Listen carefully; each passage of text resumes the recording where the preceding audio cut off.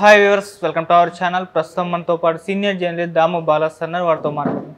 నమస్కారం సార్. నమస్తే సార్, ప్రణీత్ హనుమంతు అనే ఒక యూట్యూబర్ తండ్రి కూతుళ్ళ మధ్య ఉన్న రిలేషన్షిప్ గురించి చాలా అసభ్యకరంగా కామెంట్స్ చేయడం, అది వివాదాస్పదంగా మారింది. దీనిపైన హీరో సాయిధరమ్ తేజ్ గారు కూడా ట్వీట్ చేశారు. ఆ తర్వాత రేవంత్ గారు, భట్టి గారు కూడా రియాక్ట్ అయ్యారు. అసలు ఈ కామెంట్స్ని ఏ విధంగా చూడొచ్చు అంటారు? మరి ఇప్పుడు అతనిపైన ఎటువంటి యాక్షన్ తీసుకునే అవకాశం ఉంది? మీరేం చెప్తారు సార్ దీన్ని? బేసిక్గా జరిగిన సంఘటన ఏంటంటే, ఒక అమెరికాలో ఉండే ఒక తెలుగు ఫ్యామిలీకి సంబంధించి ఒక వీడియో షేర్ అయింది.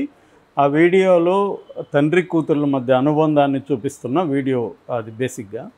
సో ఆ వీడియో మీద ప్రణీత్ హనుమంతు అనే ఒక యూట్యూబర్ రోస్ట్ వీడియోస్ చేస్తుంటాడు. రోస్టెడ్ వీడియోస్ అంటే వేరే వాళ్ళని విమర్శించడం, సరదాగా కామెంట్ చేయడం, అట్లాగే డార్క్ కామెడీ అంటారు. మామూలుగా మనకి డార్క్ కామెడీలు ఏంటంటే లైఫ్లో ఉండే అనేక అబ్సర్డిటీస్ కావచ్చు, లేకపోతే ఒక అసమానతలు, వీటి మీద చేసే కామెడీ కొన్ని ఉంటుంది. దాన్ని డార్క్ కామెడీ అంటారు మామూలుగా. సో ఇతను జనరల్గా తెలుగు సినిమాల్లో ఉండే అబ్సర్డిటీస్ కావచ్చు, తెలుగు సినిమాల్లో ఉండే ఒక బిలో ద బెల్ట్ అంటాం, అటువంటి కొన్ని సీన్లు కావచ్చు, వాటి మీద ఇతను రోస్ట్ చేస్తూ ఉంటాడు. అంతవరకు ఓకే. తెలుగు సినిమాలని విమర్శించడం మీద కూడా ఇప్పుడు అతన్ని తిడుతున్నారు, కానీ తెలుగు సినిమాలని విమర్శించకూడదని ఏం లేదు, దాన్ని ఫన్ చేయడం మీద కూడా అబ్జెక్షన్ లేదు. కానీ ఇక్కడ ప్రాబ్లం ఏంటంటే, అతను ఒక డిస్కషన్ పెట్టాడు వేరే వాళ్ళతో. అందులో ఈ తండ్రి కూతుళ్ళ మీద ఒక అసభ్యమైన కామెంట్, అంటే తండ్రి కూతుళ్ళ రిలేషన్షిప్లో ఇతను ఎరోటిక్ యాంగిల్ తీసుకొచ్చాడు. సో భార్య కాకపోతే కూతురు దగ్గరికి వెళ్తాడు అన్నట్టుగా అతను కామెంట్ చేశాడు. అది బాగా వైరల్ అయింది. వైరల్ అయ్యేసరికి ఆల్రెడీ అతని మీద గతంలో కూడా కంప్లైంట్స్ ఉన్నాయి కొన్ని విషయాల మీద. ముఖ్యంగా తెలుగు సినిమా వాళ్ళు చాలామంది అతని మీద కోపం ఉంది.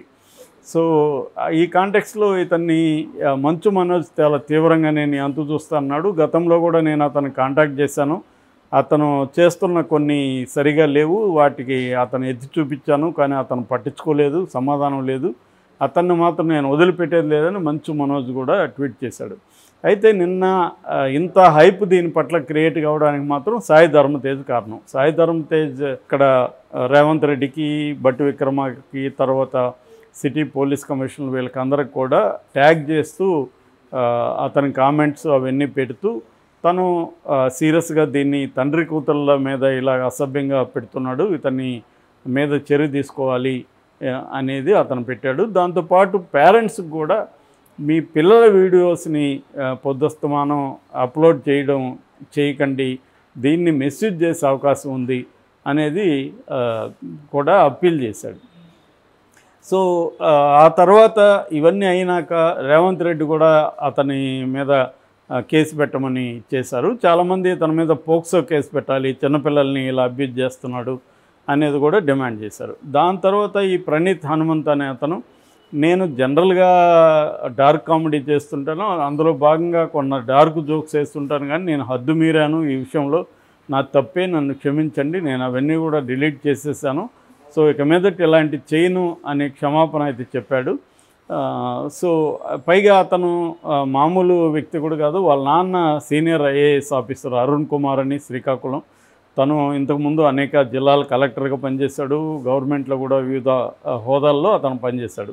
సో ఒక బాధ్యతాయుతమైన ఐఏఎస్ ఆఫీసర్ కొడుకుగా ఉండి యూట్యూబర్గా ఉంటూ ఇలాంటి కామెంట్లు చేయడం ఏంటనేది కూడా చాలామంది విమర్శిస్తున్నారు.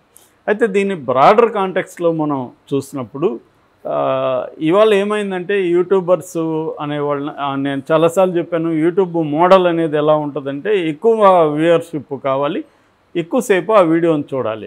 సో దీంట్లో నుంచి డబ్బులు వస్తుంది. అది యూట్యూబే కావాలని అవసరం లేదు, వేరే ఎనీ సోషల్ ప్లాట్ఫామ్లో కూడా మోరల్లెస్ ఇదే మోడల్లోనే ఉంటుంది అర్నింగ్లో.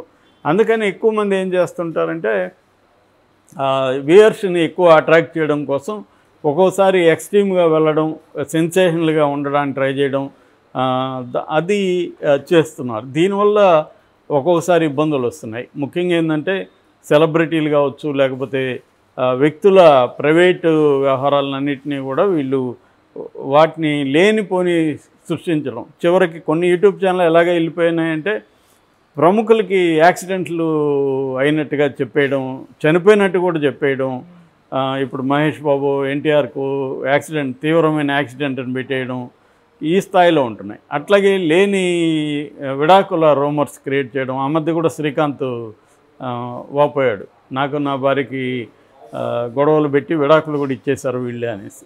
సో ఇటువంటివి ఎక్కువ అయిపోయినాయి.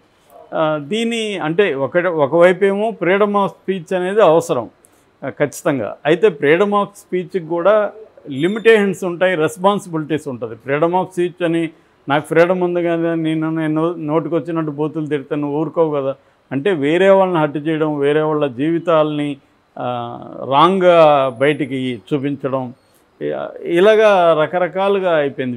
వీస్ ఏది వస్తుంటే దాని మీద పెట్టడం తప్ప దీనికి ఒక సెల్ఫ్ సెన్సార్షిప్, ఇది పెట్టచ్చా పెట్టకూడదా అనేది పోయిందనమాట.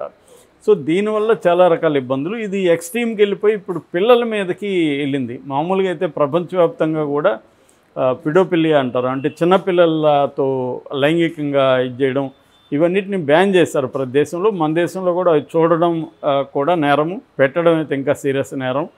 సో దీని మీద ఫోక్సో కూడా పెడుతున్నారు. మొన్ననే స్పెయిన్లో కూడా ఈ చిన్నపిల్లల లైంగిక దీన్ని బ్యాన్ చేయడం కోసం వాళ్ళకు వెరైటీ ఇది పెట్టారు. అదేంటంటే కార్డు పెట్టారు. పోర్ను చూడాలంటే నువ్వు ఆ కార్డులో డబ్బులు ఇవ్వాలి, వాళ్ళు గవర్నమెంట్ అలో చేసిన పోర్న్ సైట్లు మాత్రమే చూడాలి నువ్వు. అంటే you have to pay and watch the porn which allowed by government స్పెయిన్లో. ఇలాగ ప్రపంచవ్యాప్తంగా కూడా చిన్నపిల్లల మీద లైంగిక ఇది బాగా పెరుగుతుంది వరల్డ్ వైడ్. ఈ కాంటెక్స్లో ఇతను ఇట్లాంటి వల్గర్ జోక్స్ వేయడం, చిన్నపిల్లల్ని అఫెక్ట్ చేసే విధంగా తల్లిదండ్రుల మధ్య పిల్లలకి తల్లిదండ్రుల మధ్య రిలేషన్షిప్స్ని ఇది చేయడం అనేది ఘోరమైన విషయం. మామూలుగా అయితే మనకు ఫ్రాయిడియన్ థియరీ ప్రకారం ఈడిపస్ కాంప్లెక్స్ అంటారు. అంటే మగ బిడ్డ అంటే మేల్ చైల్డ్ ఏమో తల్లితో అనుబంధం ఉంటారు, తండ్రి పట్ల ఒక హేట్ లవ్ రిలేషన్షిప్ ఉంటుంది. సో దాన్ని ఎలక్ట్రా కాంప్లెక్స్ అని తర్వాత యాడ్ చేశారు. ఆడబిడ్డకేమో తండ్రి పట్ల ఇష్టం ఉంటుంది. సో తండ్రి ఫస్ట్ హీరోలాగా ఫీల్ అవుతారు, తండ్రితో వాళ్ళు క్లోజ్గా ఉంటారు. ఇది వెరీ మనం డైలీ లైఫ్లో కూడా చూస్తున్నాం.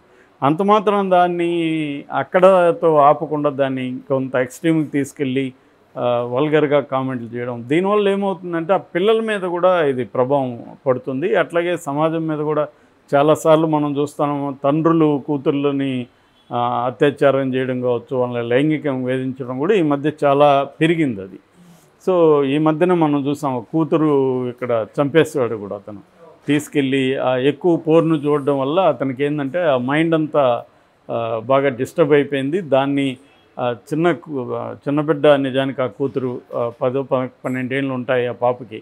ఆ పాప మీద తను చూసిన లైంగిక ఇదంతా కూడా ప్రయోగిద్దామని తీసుకెళ్ళి అతను పొదల్లోకి తీసుకెళ్ళి ఆ అమ్మాయిని చేయడానికి ట్రై చేస్తే అమ్మాయి గట్టి కేకలు వేయడంతో భయపడి అమ్మాయిని చంపేశాడు.